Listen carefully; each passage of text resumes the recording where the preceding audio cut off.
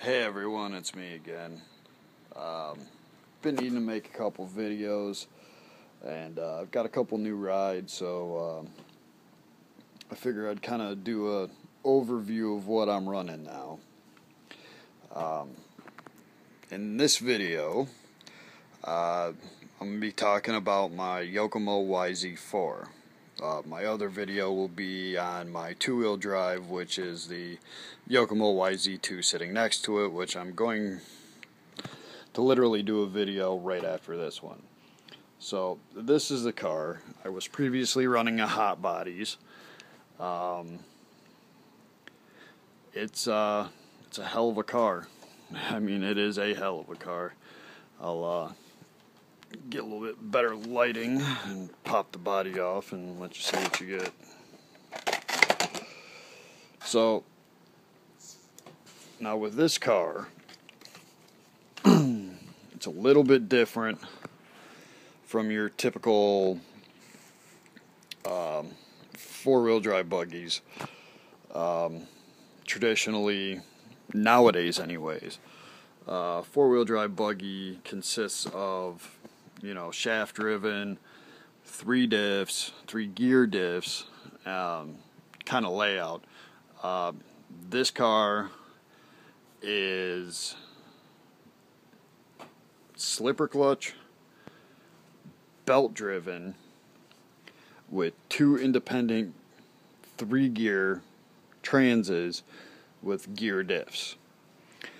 And what all that translates to is a super smooth and quiet vehicle. This car, you cannot hear it running around the track. Obviously, I'm overreacting a little bit, but compared to just about any other car, you can't even hear it when it goes down the straightaway. It sounds like wind. That's what it sounds like.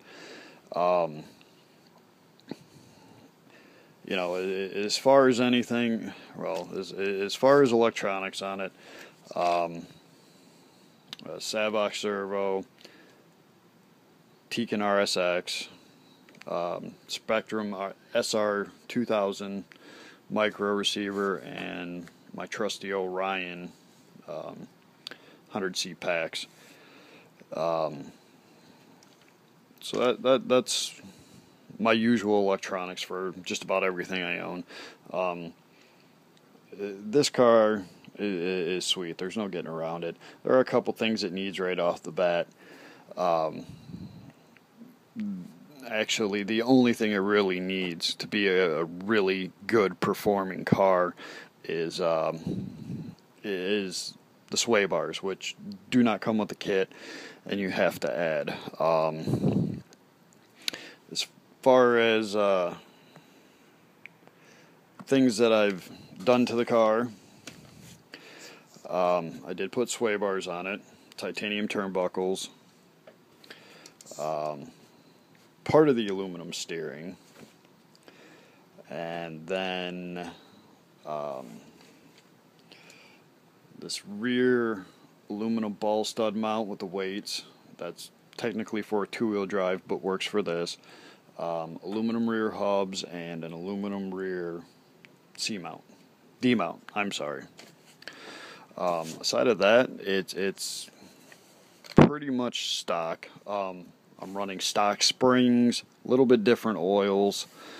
The car works pretty close to stock.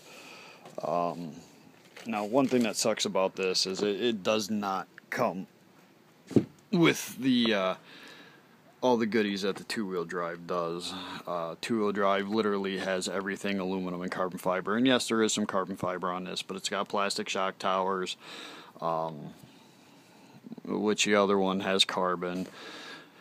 The battery strap's carbon, and the top deck's carbon, and that's all you get for carbon. Oh, and the Ackerman little guys right now, you can't see them because of the front wheels, but these guys right here, also carbon. So, and on the other car, you get a aluminum steering rack or the bell crank. Now, I've replaced this part with an aluminum piece, but the bell crank is still plastic. So that's one of the things that you get on the two-wheel drive that you don't get on the four. You do get the aluminum pin brace, and you do get the aluminum front bulkhead. So that's a plus. Durability on this car is pretty good. I wouldn't say it's in line with the hot bodies or anything by any means, but it'll take a hit. Now, if you hit something that righteously will take out an arm on a B5 or something like that, it's going to break. I have broke front arms on it.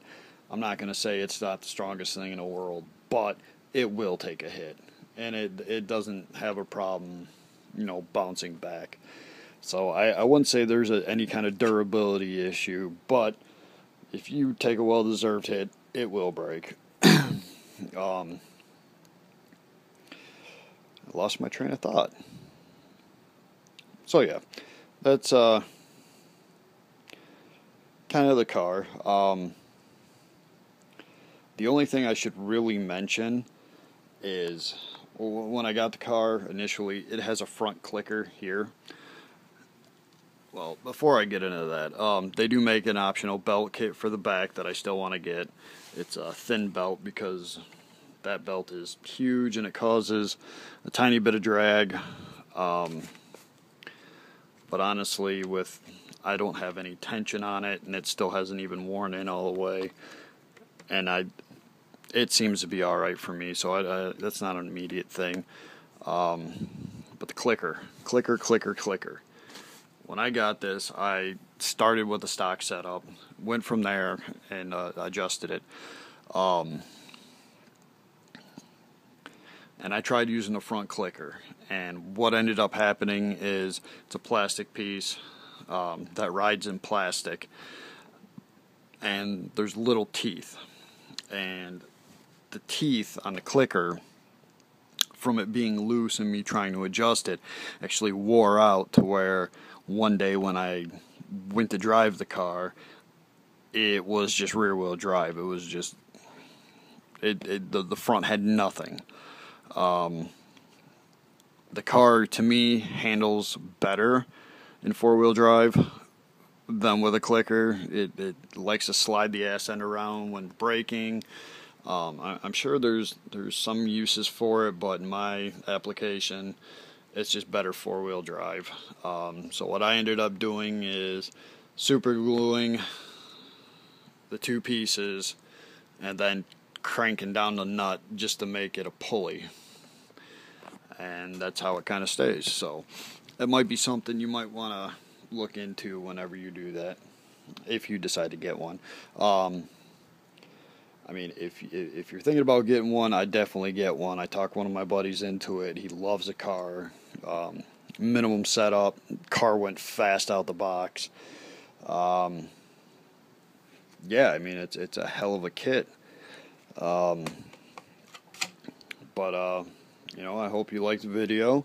If you have any questions, feel free to ask. I do check my messages, and I will respond. So if you need any setup tips, whatnot for the car, feel free to let me know, and I will get back to you and, see if I can help you. So subscribe if you like, and till the next time.